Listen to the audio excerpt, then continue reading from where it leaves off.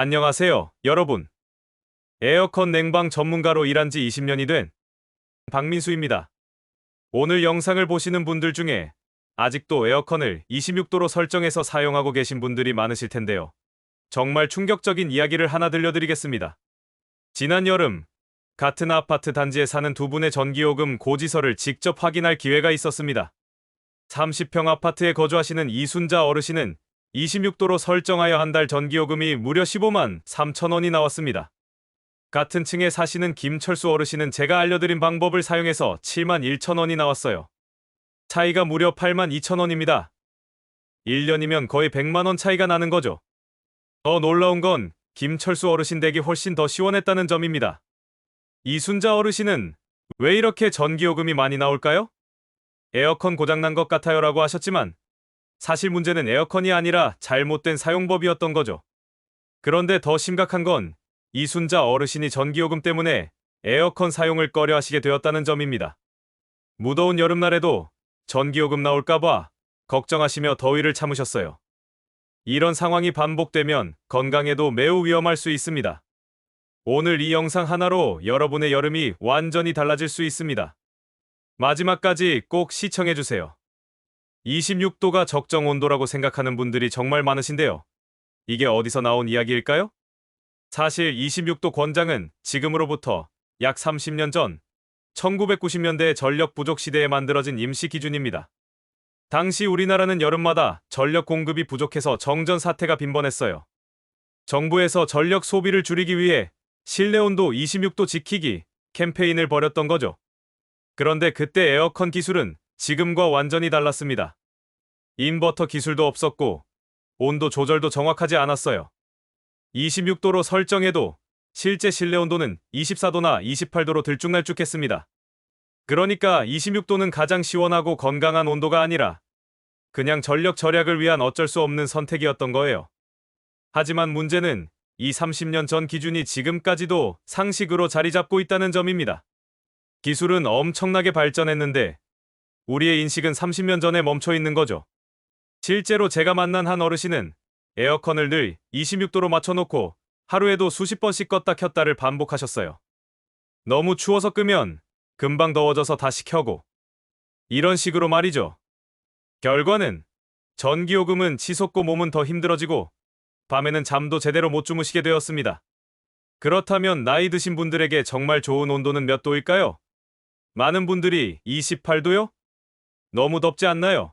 라고 반문하시는데 과학적으로 설명드리겠습니다. 먼저 60세 이후 우리 몸에 일어나는 변화를 살펴보겠습니다. 첫 번째, 기초 대사율이 떨어집니다.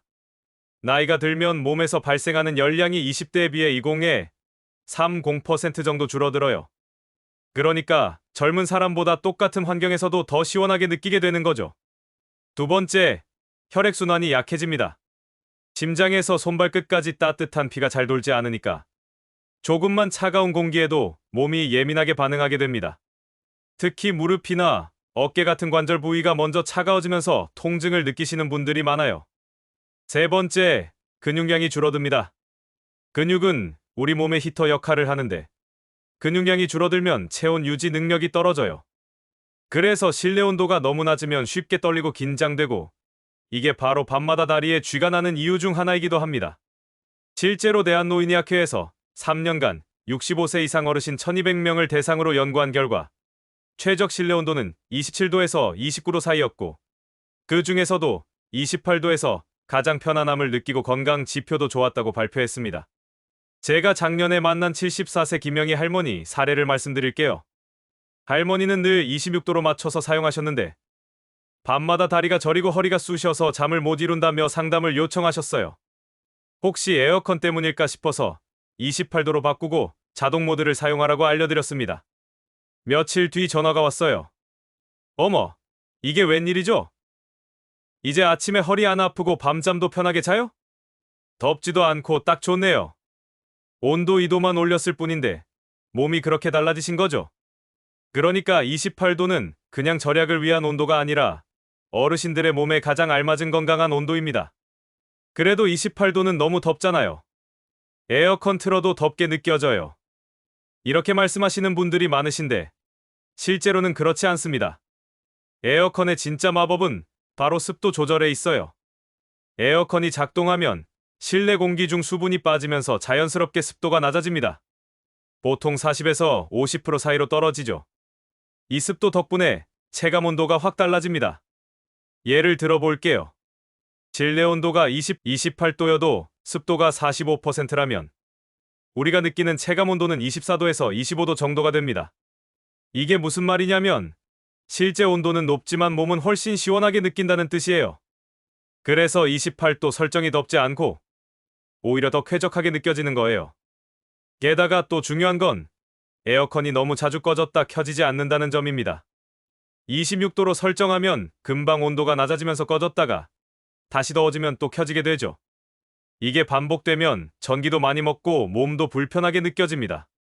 하지만 28도로 맞추면 온도 차이가 작기 때문에 에어컨이 계속 안정적으로 작동해요.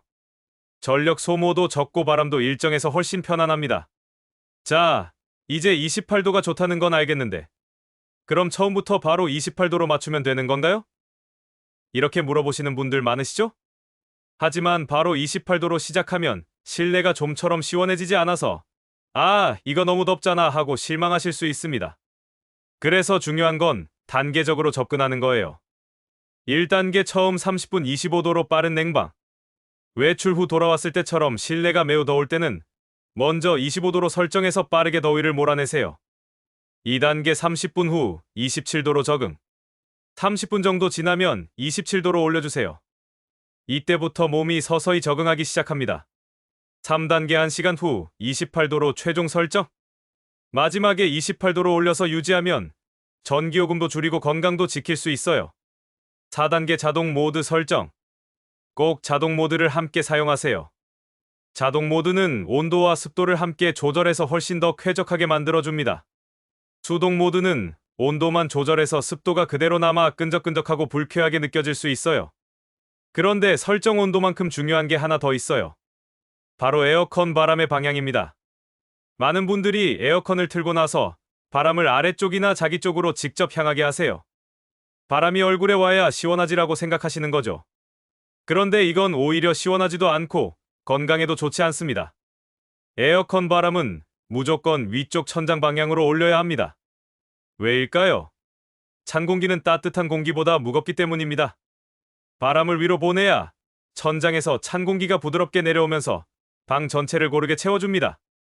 마치 냉장고처럼 말이에요. 그런데 바람을 아래로 틀면 어떤 일이 생기냐면 발은 차갑고 머리는 덥고 몸은 이상하게 찌뿌둥한 그런 상태가 됩니다. 그리고 몸살이나 관절통으로 이어질 수도 있어요. 하루 종일 똑같이 28도로만 두는 것보다 시간대별로 조금씩 조절해주면 훨씬 더 효율적입니다. 오전 9시나 12시 사이는 28도 유지. 아침 시간에는 바깥 기온이 아직 덥지 않죠. 실내도 크게 더워지지 않기 때문에 28도 그대로 유지해도 충분합니다. 낮 12시 오후 6시 27도로 하향 조절. 가장 더운 시간대입니다. 햇볕이 가장 강하고 집안 온도도 확 올라갑니다. 이때는 잠깐 27도로 낮춰주면 실내가 훨씬 시원해지고 몸에 부담도 없습니다. 오후 6시 밤 10시 28도로 복원. 해가 지면서 기온이 조금 내려가죠. 다시 28도로 올려주시면 좋아요. 너무 덥지도 춥지도 않은 가장 안정된 온도입니다. 밤 10시에서 아침까지는 29도로 상향 조절. 중요한 밤 시간입니다. 자고 있는 동안 너무 차가우면 관절이 뻣뻣해지거나 감기 기운이 생길 수 있거든요. 29도로 살짝 올려주세요. 외출 시 에어컨 관리 요령. 밖에 잠깐 나가는데 에어컨 꺼야 하나요? 정말 많이 받는 질문입니다. 30분 이내 짧은 외출 그냥 켜두세요. 에어컨은 처음 켜질 때 전기를 가장 많이 먹어요. 꺼두면 실내 온도가 확 올라갔다가 다시 켤 때 또 많은 에너지를 쓰게 되죠. 30분에서 2시간 사이는 외출 끄지 말고 온도를 30도 정도로 높여서 외출하세요. 이렇게 하면 실내 온도는 적당히 유지되고 돌아왔을 때 냉방에 드는 전력 소모도 줄어듭니다. 2시간 이상 장시간 외출 그때는 꺼도 괜찮아요. 하지만 돌아와서 다시 켜실 때 주의가 필요합니다. 집이 덥다고 하시면서 바로 25도, 24도로 확 낮추시는 경우가 많은데 이게 바로 전기요금 폭탄의 주범입니다. 28도면 시원하긴 한데 뭔가 좀 덥게 느껴져요. 이렇게 말씀하시는 분들께는 특별한 비법이 있어요. 바로 선풍기와의 조합입니다. 에어컨을 28도로 설정한 상태에서 선풍기를 함께 사용하면 체감 온도가 25도 정도로 내려갑니다. 전기요금은 더 들지 않는데 냉방 효과는 훨씬 높아지는 거죠. 선풍기 전기요금은 한 달 써도 3,000원 남짓이에요. 에어컨 온도를 2도 낮추는 것보다 선풍기 하나 추가하는 게 훨씬 경제적인 셈입니다. 선풍기 위치도 중요합니다.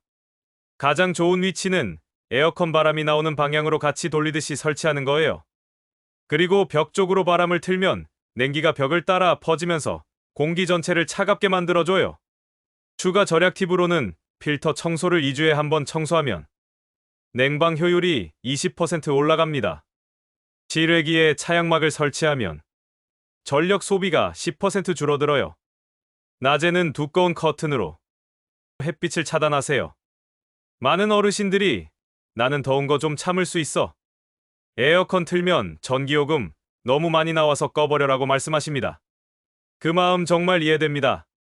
하지만 더위를 참다가 너무 더워서 갑자기 에어컨을 켜실 때 대부분 온도를 확 낮춰서 트시는 경우가 많아요. 그게 바로 문제입니다. 온도를 너무 낮게 설정하면 몸이 갑작스러운 냉기에 노출되면서 혈압이 급격히 오르거나 떨어질 수 있고 관절이 뻣뻣하게 굳어서 밤에는 불면증에 시달리게 되기도 합니다.